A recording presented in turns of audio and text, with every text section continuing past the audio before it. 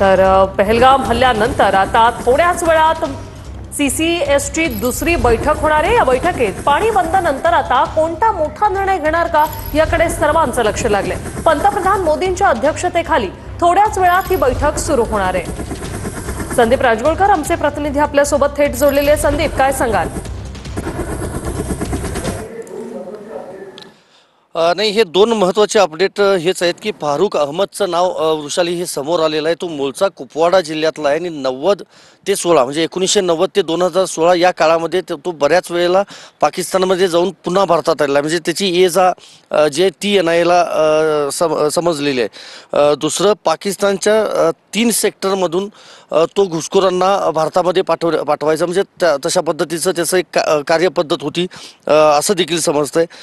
त्याचबरोबर गेल्या 2 वर्षांमध्ये म्हणजे त्याचं घर जे आहे कुपवाडामधलं ते देखील लष्कराने यापूर्वी पाडलेलं होतं आणि त्याच्या हालचाली ज्या होत्या त्या संशयित अशा सुरुवातीपासूनच होत्या, त्यामुळे त्याच्यावर पाळत ठेवलेली होती खरं तर लष्करानं आणि त्यानुसार त्यानंच या म्हणजे हल्ल्याचा जो मास्टर माइंड असं म्हणता येणार नाही त्याला, मात्र त्याचा प्रत्यक्ष या संपूर्ण कटामध्ये सहभाग होता हे आता सिद्ध झालेला आहे। आणि फारुख अहमदच छोट्या मजदूर म्हणजे छोट्या वर्कर्सना घेऊन तो एक नेटवर्क तयार करायचा आणि ज्यामधून काश्मीरमधल्या युवकांना तो एकत्रित करायचा आणि मग तो प्लॅन करून अशा पद्धतीनं दहशतवादी कारवाया करत होता।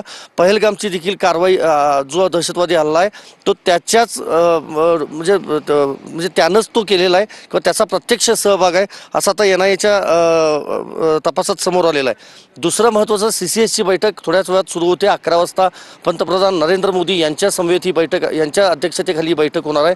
प्रामुख्यानं काल जी बैठक झालेली होती उच्चस्तरीय, त्यानंतर आज जी CCSची बैठक होते, त्यामुळे मोठा काय निर्णय घेतला जातो याकडे वृषाली संपूर्ण देशाचं लक्ष असणार आहे। या CCSची म्हणजे जी कमिटी आहे त्याचे अध्यक्ष खरं तर नरेंद्र मोदी असतात, म्हणजे पंतप्रधान असतात। सदस्य गृहमंत्री आहेत, संरक्षण मंत्री आहेत, त्याचबरोबर निर्मला सीतारामन वित्तमंत्री जे आहेत त्या देखील आहेत आणि परराष्ट्रमंत्री जयशंकर हे त्याचे सदस्य आहेत। आणि विशेष आमंत्रित म्हणून NSA अजित डोवाल असतील, अनिल चौहान असतील जे CDS आहेत, त्याचबरोबर आर्मी, नेव्ही, एअरफोर्स तिन्हीचे लष्कर प्रमुख, त्या तिन्ही दलांचे जे प्रमुख आहेत त्यांना देखील आमंत्रित केलं या बैठकीला। त्यामुळे 11 वाजता ही बैठक सुरू होईल। मात्र जसं पाकिस्तानला रात्री पत्रकार परिषद घेऊन सांगितलं त्यांनी की 36 तासात हल्ला होऊ शकतो, त्यामुळं दिल्लीत देखील आता या हालचाली वाढलेल्या आहेत। CCSच्या बैठकीमध्ये नेमका मोठा काय अपडेट घेणार तुर्तास धन्यवाद दिलेल्या या माहितीसाठी।